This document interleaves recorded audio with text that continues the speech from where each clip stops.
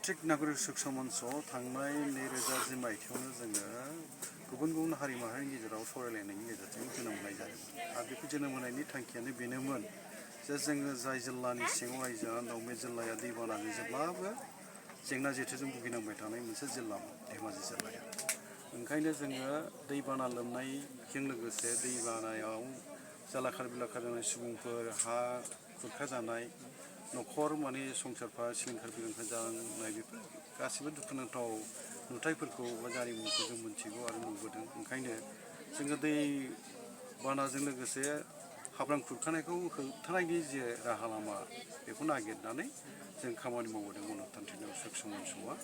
आरो जोङो हाबा मावबोनाया जेरैबायदि फिथाइ मोननांगौमोन दिनैसिम बिदिखौ जों मोनाखै बेखौ स्वीकार खालामनांगोन जोङो। अब्लाबो जोंनि नाजानायजों बा जोंनि रायजो राजाखौ लाफानानै गुबुन गुबुन हारि माहारिखौ जिउआव लाफानानै खामानि मावनायाव एसे नङा एसेब्लाबो जोङो खामानिखौ मावदों। जेरै जोङो पार्कखौ पइन्ट होनो हानाय जादोंमोन, बेम्बु एक्सपार्टफोरनि खामानि मावनाय जादोंमोन आरो दा सिमेन्ट दैमानि सायाव गंसे दालां लुनायनि मोनसे थांखिबो फैगासिनो दङ।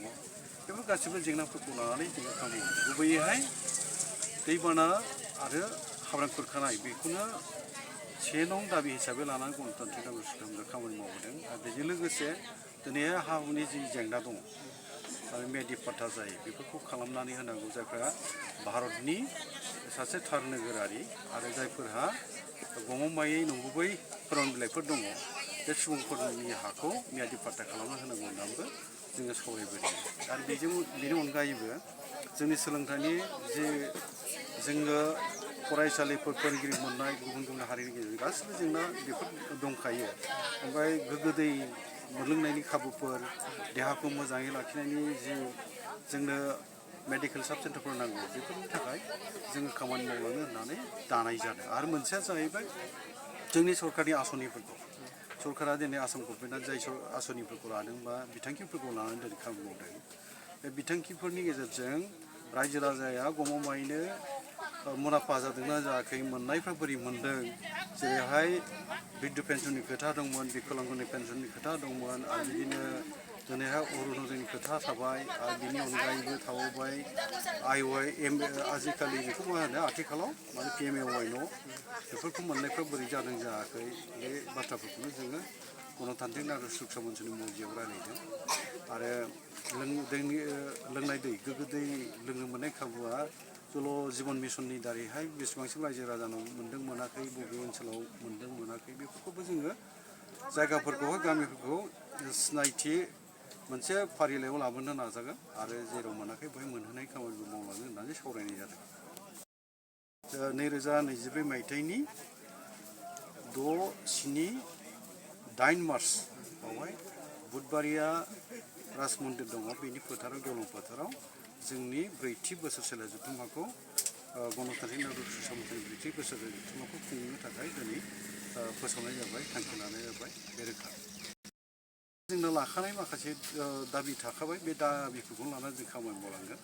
माने स्टेन्डिं जि रिजलिउसनफोर दङ बेनो मावफुंजायाखै, ओंखायनो गोदान दाबि लानांगौ बायदि जों मोनाखै। बेनो जोंना बेनि थाखायनो जों खामानि मावलांबाय थागोन। आरो बावहाय गुबैयै जोङो जोंनि बे जथुम्मायावहाय आसामनि गिबि मन्थ्रि आरो दैबाना बा वाटार रिसर्स डिपार्टमेन्टनि जाय मन्थ्रि पियुष हाजरिका दाङ'रिया बिथांमोनखौ जों लिंहरनो नाजादों। बिटिआरनि चिफ प्रमद बर' बिथांखौबो जोङो लाबोनो नाजागोन आरो जोंनि जनजाति ट्राइबेलफोरनि जि अट'नमास काउन्सिलफोर दं बेनि चिफ गुबैयैहाय जोङो मिसन अट'नमास काउन्सिलनि चिफ प्रमद चांगिया दाङ'रियाखौ आरो बेजों लोगोसे सनल अट'नमास काउन्सिलनि टंकेश्वर सनल बिथांखौबो बिथाङाबो सनल अट'नमास काउन्सिलनि चिफ बिथांखौबो लाबोनो नाजागोन जोङो आरो दिरु अट'नमास काउन्सिलनि चिफ भैरब दाङ'रिया बिथांखौबो जोङो बे जथुम्मायाव लिंहरनो नाजागोन। आरो लोगोसे फरायसा आफाद जेरै TMPK आरो